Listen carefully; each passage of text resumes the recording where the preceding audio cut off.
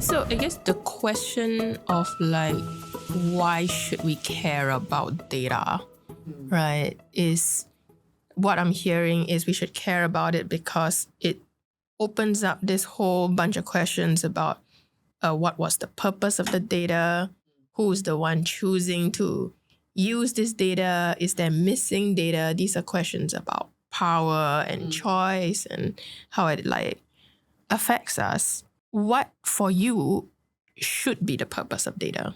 Wow, that's a really hard question. It really depends on context and situation.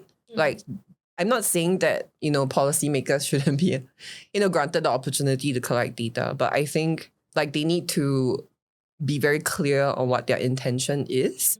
I think we have seen a number of times, like in Singapore, for example, that, data has been collected in the name of something, but actually we know that it's used to, for example, defend an existing policy that's already been made, or to show or prove to some degree that there is support for a certain policy decision. But that's kind of like, So like I already have the end in mind. Yeah, exactly. And I find the data to support the end I already have in mind. Correct, yeah. So I think it's important to, have a hypothesis in mind and then be ready to disprove it. Disprove it, yeah, to gather the same data that might prove you wrong as well. And I think for me, in Continentalist especially, I think for us, we want to use data as a form of empowerment.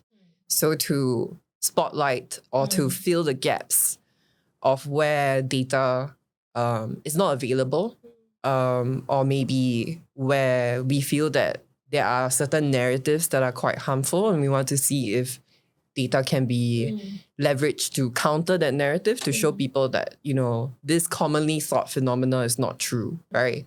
Or even it can be a point of celebration, right? So showing people that, Asia has, or even Singapore has achieved a certain degree of success that people are unaware about, right? So I think internationally, especially, I guess like more so in Singapore, like we can be a bit myopic in the sense that like, we always think in Southeast Asia, like our Southeast Asian neighbors are like, a bit backwards, Singapore is so progressive, so great, etc. But when it comes to the tech scene, for example, Indonesia is like leaps and bounds ahead.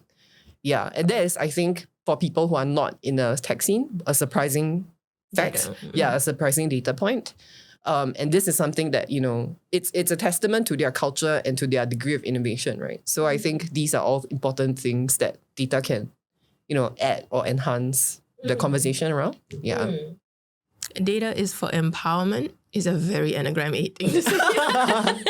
Wow. No, I'm learning a lot about the Enneagrams today also. And I love that because it does make me, it does make me appreciate that the data storytelling agency that you currently head does take on the flavor that you choose to see data in, right? Data is for empowerment, but if I was, let's say, Enneagram something else, right? I might like, data doesn't need to be about empowerment. Data is just about, I don't know, just about interesting knowledge. Yeah. Yeah. A particular story is coming to mind now that you have shared this, and it's one of the pieces that we most recently published. Some members of our team worked on a story where they crowdsourced data about films that feature queer topics, for example. Okay. So they call it queer films. Yeah. And I think that's a very interesting point for me because it's also the lens in which we choose to, we're very intentional that it is a biased lens to some degree because we have decided to hone in on a specific topic, right? Or a specific pillar of like, or genre, of films. And we are choosing to intentionally analyze it from this perspective. So I think there's a bit of like, almost like a degree of like a feminist approach to looking at this, genre or this industry. And then we analyze, queer films to understand what their experiences are, what are the topics that they cover, and where they get featured. As opposed to if you were just to do, I guess, like, if you had downloaded a large data set about films in general, you probably wouldn't end up choosing to analyze queer films because they might be a very minority or small part of a very large data set. right? So choosing to focus on the smaller bits of the data is also, like, it's like an active choice. Yeah. Yeah, and it's a choice that we're giving power to, and Yeah. it's a choice that we are spotlighting, right?